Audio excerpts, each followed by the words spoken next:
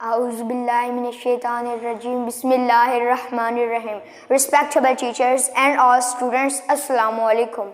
Today, the topic of my speech is 16 December, the Black Day. The month of December reminds us for the Army Public School misfortune that took place in Peshawar. This day holds a special place in hearts of every Pakistani, but for all the wrong reasons. On this Black Day, more than 144 people, including innocent children, were gunned by the monsters who did nothing for a second before killing a child. The image of those bloody classrooms and uniforms also depicted the helpless situation of the people who had faced the terror. The entire nation remembered the martyrs of APS and empathized with their families. They will always remain in our hearts, and we did not waste the blood of martyrs as we salute them for their courage and braveness, and pray to Allah Almighty